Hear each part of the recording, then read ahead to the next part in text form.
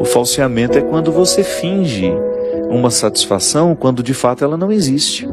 Hoje, grande parte da comunidade católica já não considera o padre Fábio de Mello mais como um padre, mas ainda assim as suas mensagens, as suas homilias, os seus conselhos têm abençoado muitas pessoas. Nesse vídeo você vai ver uma mulher que entra ao vivo desesperada, querendo conversar com o padre a respeito do seu namoro, aonde ela não vê mais futuro, mas não sabe como terminar. Fique até o final desse vídeo para você entender os conselhos e a orientação do padre Fábio de Mello.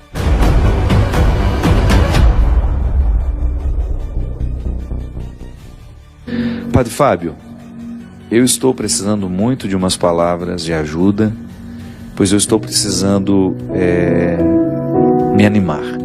Estou num relacionamento que eu não vejo futuro nenhum, mas ao mesmo tempo eu não consigo me libertar disso. Preciso muito de umas palavras que me joguem para frente, que me façam reconhecer o valor que tenho. Estou tentando me afastar deste relacionamento, mas está muito difícil. Desculpa, mas se puder me falar algo que possa me ajudar, ficarei muito grato. A pessoa não se identifica, não põe o nome. Bem, primeiro que a gente tem que andar para frente mesmo, né? Tudo tem que nos jogar para frente, muito embora às vezes um passo atrás para nos ajudar a pensar que caminho nós estamos tomando também é saudável. A gente dá uma paradinha, olhar para os lados, dar um passo para trás, olhar o contexto das nossas escolhas, isso é muito importante. Agora a gente tem de andar o tempo todo na conquista daquilo que de fato interessa. Hoje nós começamos o programa falando da necessidade que a gente tem, por uma responsabilidade pessoal, de não abrir mão de ser quem a gente é. Eu até brincava, né, que à medida que nós vamos educando as crianças, elas vão deixando de ser sinceras. O falseamento não pode ser confundido com essa capacidade social que você tem de ser simpático com o outro e de não dizer aquilo que vai ser agressivo a ele. Então, ser educado é você privar o outro de ouvir algo que possa ser desagradável aos ouvidos dele. Então você considerar com sabedoria. Mas o falseamento é diferente. O falseamento é quando você finge uma satisfação quando de fato ela não existe. Então muitas vezes nós assumimos o falseamento como uma postura de vida. Não é o outro que vai quebrar essa falsidade em nós. É claro que alguém pode até nos estimular a deixar a falsidade de lado. Mas é a gente que precisa diariamente fazer essa pergunta. Se nós estamos sendo suficientemente verdadeiros com o nosso processo, para que esse processo nos provoque satisfação, realização, que essa vida é uma só. Se eu perco tempo com essa falsidade, com esses falseamentos, eu fico privado de elevar à categoria máxima aquilo que eu sou. E é interessante, né, que às vezes a gente passa boa parte da nossa vida vivendo só a metade do que a gente poderia. Por quê? Porque a gente perde muito tempo com falsidade, com os falseamentos. A gente não faz os enfrentamentos, aí a gente fica ali naquela condição de hipócrita. Porque nem é uma hipocrisia em relação ao outro, que também existe. Eu posso ser hipócrita em relação ao outro. Mas eu também posso ser hipócrita numa relação comigo.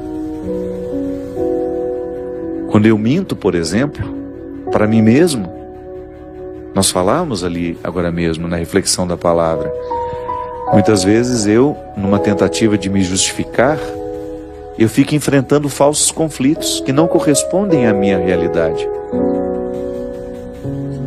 E isso, minha gente, é como ser um doente que se recusa a viver o tratamento. Se você identifica que você está dentro de um relacionamento que não te leva para frente, que só te emperra, você precisa ser honesta com você. Não dá para levar adiante esse relacionamento. O mínimo que você precisa fazer é colocar as cartas na mesa e discutir abertamente quais são as reais intenções dessa pessoa. Você não é um objeto para ser manuseado, para ser colocado numa condição absolutamente desfavorável aos seus anseios como pessoa. É preciso ter muita coragem para viver esse enfrentamento. Mas a partir do momento que você dá este passo no enfrentamento, você vai alcançar alguns territórios que são seus e que até então estavam alienados nas mãos de outros. Isso vai lhe dando ainda mais coragem de buscar mais conquistas. A gente não termina. Essa conquista não termina nunca. A liberdade interior é um processo que nunca vai ter fim. Então, se você sente que você está vivendo um relacionamento que não lhe favorece florescer como pessoa, você não pode pensar duas vezes. Você tem que problematizar a questão. Eu gosto sempre de dizer isso. Nós precisamos levar a sério os nossos conflitos. Às vezes nós não damos ouvido ao que nos incomoda. E por que não damos ouvido ao que nos incomoda? A gente perde a habilidade de saber o que de fato precisa ser modificado.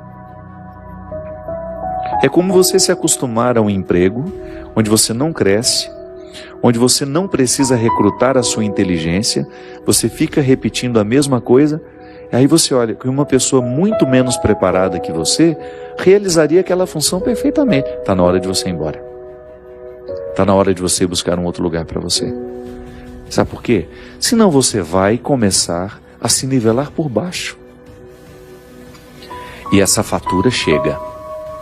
Pode ser que hoje você esteja acostumado, o contexto lhe te anestesiou, mas vai chegar um momento que você vai se cobrar: meu Deus do céu, por que eu não tive coragem de fazer a minha mala e partir em busca de uma realidade que me exigisse mais? Por que eu não tive coragem de, naquela hora, tomar uma decisão que me causaria um desconforto, porque eu perderia a estabilidade, mas ao mesmo tempo me colocaria num projeto que de fato era para mim? Aí você vai sentir que você vai ser mais exigido do ponto de vista intelectual e naturalmente você vai sentir-se mais confortável do ponto de vista emocional. Porque quando nós temos a acomodação do processo intelectual, você começa a nutrir silenciosamente uma insatisfação emocional. Você sabe por quê? O ser humano sabe que pode. Você sabe que pode. Hoje, conversando com uma amiga minha, ela estava me dizendo que ela é empresária. Ela trabalha não com um grupo muito grande de pessoas, mas ela fala assim: eu sempre tive muita habilidade de mandar os meus funcionários embora. Não é fácil, né? Já mandou alguém embora? Eu também não quero ter esse desprazer, deve ser muito desagradável. Mas ela disse que quando ela identificava que um funcionário não correspondia mais ao que ela esperava, e que ela certamente teria de enfrentar o dissabor de despedir, ela começava a prestar atenção de maneira especial no que estava desestimulando aquela pessoa. E aí, quando ela chegava para a conversa, ela chegava toda otimista, ela não chegava metendo bronca, não. Ela começava dizendo assim: você tem percebido que você nasceu para muito mais do que aquilo que você faz? Porque se você não está desempenhando bem o seu papel, não é que você é incapaz, não. É que você não está estimulado. Você pode muito mais. Vá buscar um emprego melhor para você. Vá buscar um lugar onde você vá se exigir um pouco mais como pessoa e que naturalmente vai lhe dar uma satisfação, porque o que nos realiza é quando a gente tem a sensação de que a gente está crescendo. Diz que a pessoa vai embora feliz da vida. Isso é um dom. É um dom de fazer o outro perceber que ele pode ser mais. Você faz isso com os outros? Você estimula as pessoas a serem mais? Ou você aproveita a acomodação para que elas fiquem escravizadas nos seus interesses? E você? Você é capaz de se desafiar a querer mais para você? Ou você se contentou com o pouco que a vida lhe deu? Não estou dizendo que você será ingrato, que você vai jogar tudo fora, não. Eu estou apenas querendo que você olhe para você do mesmo jeito como Jesus nos olha. Aquela palavra dura, eu volto a dizer, aos fariseus e aos escribas, não é para humilhá-los, é para acordá-los. Nenhuma palavra de Jesus é para humilhar alguém, para que aqueles se sentissem piores do que eles realmente eram. Não, a palavra dura é para acordar o que está acomodado. Quanto mais acomodado está, mais dura tem de ser a palavra. Senão a gente não acorda. Você tem escutado? Você tem se percebido para saber se de fato você está no lugar certo? Você tem medo de mudar? Tem medo de correr atrás daquilo que você pode se oferecer? Ou você se nivelou por baixo, se acomodou nas suas escolhas e está satisfeito esperando a morte? É muito triste isso.